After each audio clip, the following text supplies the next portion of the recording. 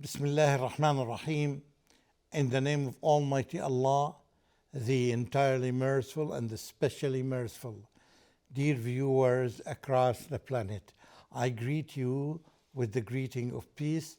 Assalamu alaikum wa rahmatullahi wa barakatuh. May peace be with you all. Ameen. Welcome to this program. Welcome to Get Treasures from the Holy Quran. And I'm encouraging each one of us, myself and you as well, to do your best to get as many treasures as we can, because these treasures, believe me, they are for free. These are treasures from the book of Allah subhanahu wa ta'ala. You can take as many as you can, and the more you take, the better for you, and the more you get and the more you share, much better for you, because every time you benefit any human being, regardless of who or she is, you will be rewarded accordingly. Therefore, we do our best from the very beginning to document what we learn. There are such high quality, top quality knowledge here that a lot of people, at least millions of people, are missing. They don't have access to it. And now you have this opportunity of watching this program, and you have this opportunity to get a taste of the value of this book, the book of Allah subhanahu wa ta'ala, the verbatim that has all the exact words of Allah subhanahu wa ta'ala. So perhaps we are much or luckier than the others, and we are.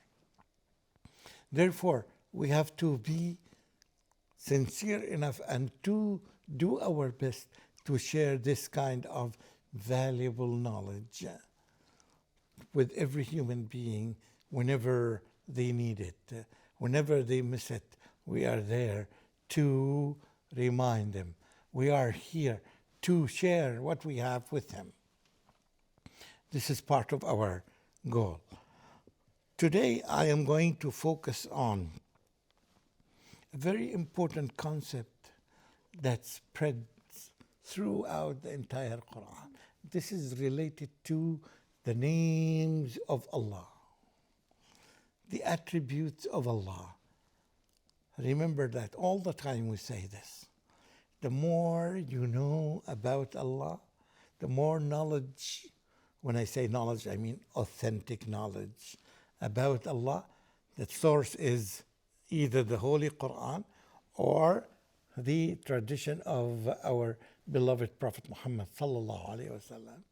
The more you get, the more you know Allah. And the more you know Allah, the more you love Him. And the more you love Him, the more you become so obedient to Him.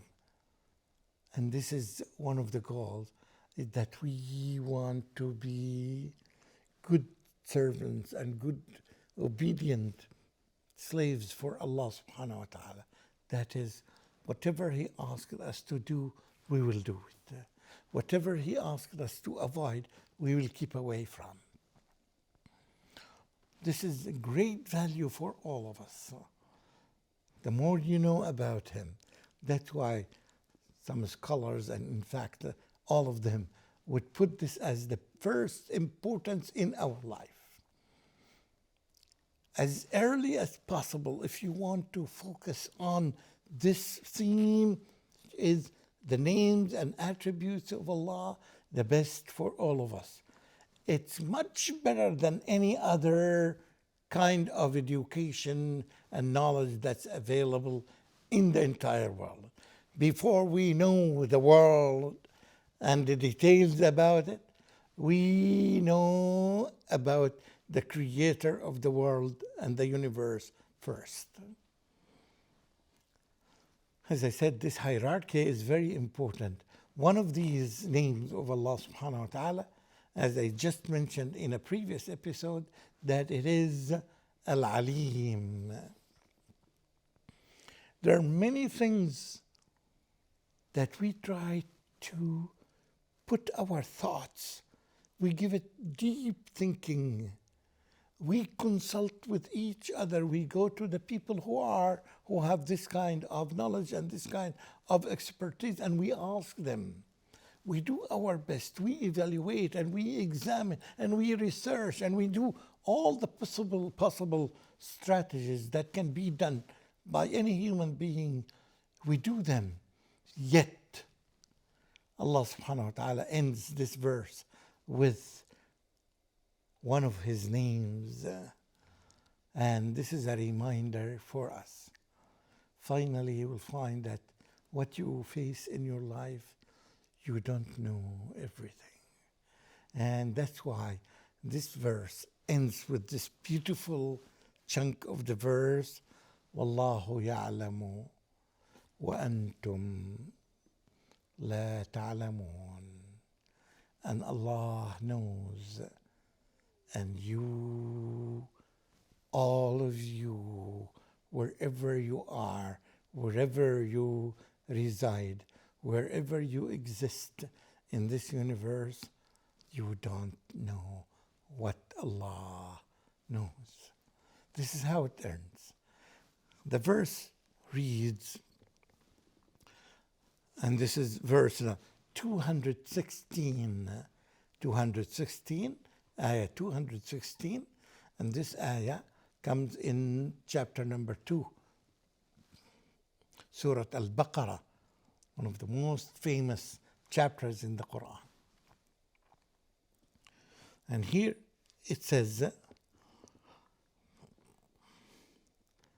وعسى أعوذ بالله من الشيطان الرجيم وعسى أن تكرهوا شيئا وهو خير لكم وعسى أن تحبوا شيئا وهو شر لكم والله يعلم وأنتم لا تعلمون. This can roughly be translated as, you may dislike something, and it may, in its essence, it may be that you dislike a thing which is good for you. And the opposite, you may like a thing which is bad for you. And remember, Allah knows, but you do not know. Almost everything around us, we see things, events, phenomena, many things that are happening around us, and we don't know. We are human. And we know that the Lord of everything in this universe is the one who has all the knowledge that's needed by humans and non-humans. So one of the lessons that we learn here is that don't rush and hasten in your decisions. Don't make quick evaluation and quick decisions.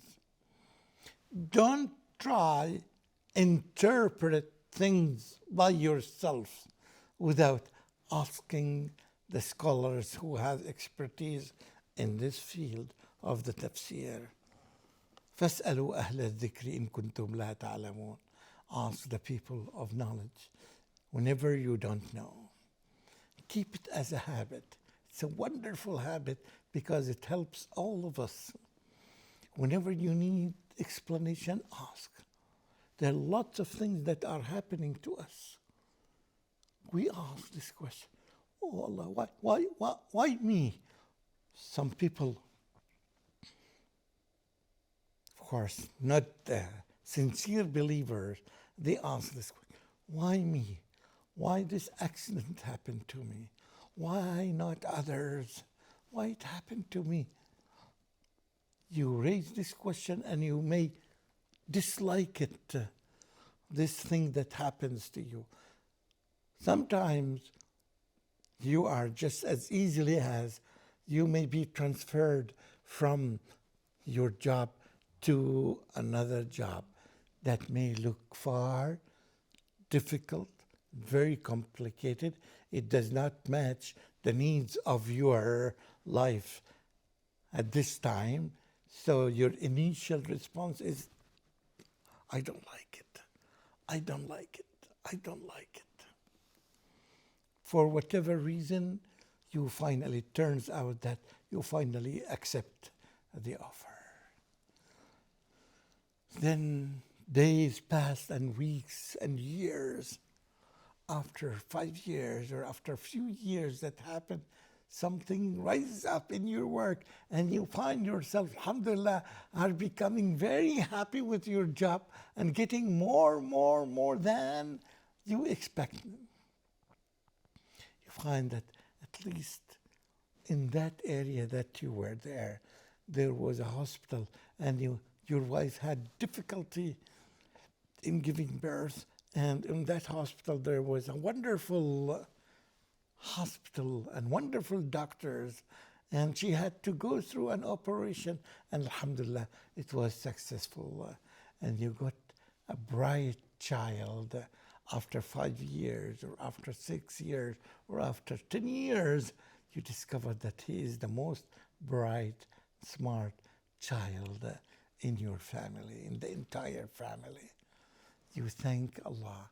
A child who is so obedient and helpful to his father and mother in every aspect. You thank Allah subhanahu wa ta'ala and you submit to Allah and you thank and thank and thank. Oh, remember that this was not your first impression when you got your job in that place. You were rejecting it. You were disliking it. Yes. Wallahu ya'lamu wa antum la ta'lamun. Remember when you learned this verse, 216, in chapter number 2, Surah Al-Baqarah, that Allah subhanahu wa ta'ala ends it, and there are many verses in the Quran that reminds you of this result. Wallahu ya'lamu wa antum la ta'lamun. All the time Allah knows, and you lack this knowledge. That's why whenever we are confronted with a situation, whenever we are confronted with an option, this option, you do your best in selecting the best after asking the people who are expert. But before that, you consult with Allah. You address Allah, oh Allah, you know and I don't know. Oh Allah, you are the ones to know, and you know best what is good for me. Not for this life only, for this life and later life. What is better is best for my religion and for my later life, I would accept it. I cannot do this judgment. I don't know the future. You submit to Allah. But you know that Allah knows. The shortcut is you ask Him to help you take the right decision. And this is Salatul Istikhara. Wallahu ya'lamu wa antum la ta'lamun. And this is a verse that's relevant to it. And the opposite. You may like something, you may like this house, and it's an amazing opportunity. It is cheap, it's close to the area that you want to live. All the time you have been dreaming of it. Then after a few months or few years, it turns to be the opposite case.